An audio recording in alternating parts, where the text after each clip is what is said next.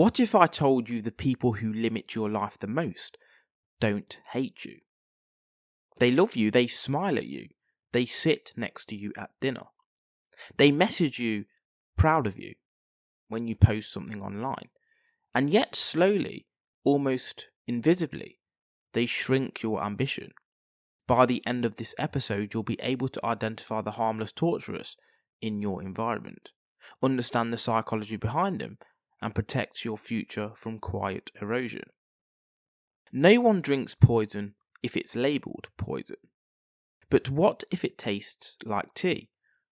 What if it's served warm? What if it's handed to you by someone who cares? The most dangerous force in your life is rarely open hostility. It's subtle discouragement, disguised as protection. Don't burn yourself out. Be realistic. You've changed. Why can't you just relax?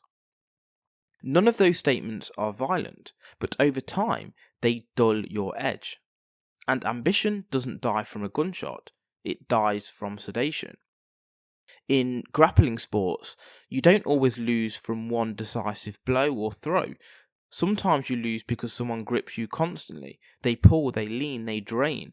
Your oxygen drops, your posture collapses, your decisions slow. The harmless torturer doesn't knock you out. They fatigue you into surrender. They are friction, but downward friction. Here's the uncomfortable truth. Most harmless torturers are not malicious. They are afraid. Your growth creates psychological contrast. When you are earning more, training harder, demanding more from yourself, speaking with more certainty, and outgrowing old habits, you create a mirror. And that mirror reflects their stagnation. So instead of rising with you, they regulate you. Not consciously, but predictably. Humans prefer harmony over hierarchy shifts. If you elevate, the social equilibrium changes. And many people would rather lower you than level themselves up. So let's have a look at some harmless torturers. Well, one is the realist, and they'll say things like, statistically, that probably won't work. The nostalgic anchor. Remember when you used to be fun? The comfort advocate. Why stress yourself? You're fine as you are. The subtle mocking friend. They laugh when you speak about big goals. The energy drainer. Always tired, always negative, always complaining. The soft saboteur makes last-minute plans that derail your routine. The identity freezer refuses to see you as who you're becoming. The competitive minimizer downplays your wins. The fear projector, what if it goes wrong? The internal voice, you're not ready yet. That last one, that's the most powerful. Because it's you speaking to yourself. So imagine you are a rare plant, high potential, strong genetics, capable of reaching enormous heights. Now imagine two greenhouses. In one greenhouse, the temperature is regulated, the light is strong, the soil is nutrient rich, the surrounding plants are growing upwards. In the other, the light is dim, the temperature fluctuates, the surrounding plants are comfortable playing and staying small. Which greenhouse shapes your growth? Now ask yourself, who controls the climate? The harmless torturers don't cut your roots, they adjust your temperature downwards, just enough. The danger isn't one comment, it's accumulation. It's the 1,000 micro adjustments, it's the death by 100 cuts. You stop talking about your goals, you train slightly less intensely, you lower your standards in relationships, you hesitate before investing in yourself, you second guess bold moves. Your ceiling doesn't collapse, it lowers millimetre by millimetre. And because it's gradual, you call it maturity. But sometimes what we call maturity is resignation. So let's make this uncomfortable. Where are you someone else's harmless torturer? Have you ever downplayed someone's ambition because it made you uneasy? Masked insecurity as advice? Encouraged safety over greatness?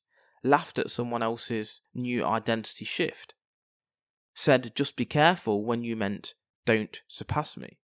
Most people don't try to limit others. They try to stabilise themselves. But stabilising yourself by lowering others is silent violence. Your environment is architecture. Every conversation is a brick. Every opinion is scaffolding. Every reaction is reinforcement.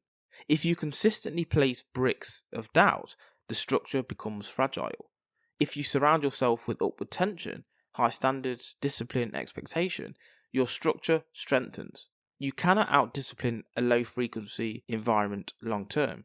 Environment always wins. So what is the antidote? Well, we need to audit exposure. Notice how you feel after conversations, energized or reduced. We should guard language, correct subtle minimizing phrases in yourself and others. Increase proximity to expanders, people who challenge, not comfort. Develop internal authority, make fewer decisions based on external approval. And then raise emotional fitness. Not everyone deserves access to your ambition. You don't need to cut everyone off, but you do need boundaries. You can love people without letting them regulate your potential. The world rarely crushes high performers, it sedates average ones. You don't wake up one day destroyed, you wake up domesticated, tamed, reasonable, comfortable. And 10 years later, you wonder where the fire went. It didn't disappear, it was slowly negotiated away. So if you removed every voice of doubt around you for 12 months, who would you become? And more importantly, are you brave enough to find out? If you like this episode, please don't forget to follow, like, subscribe and comment. And just a quick shout out to our sponsors. Strong Coffee Company, protein-packed coffee for energy and clarity. Use code Vancrux1 for 20% off at strongcoffeecompany.com. And then there's More Labs, clinically proven hydration and recovery drinks. Use code Vancrux1 for 25% off at morelabs.com. And finally, Liquor Gummies, electrolytes and vitamins for hangover prevention. Use code Vancrux1 for 20% off at liquor.com. That's liquure.com.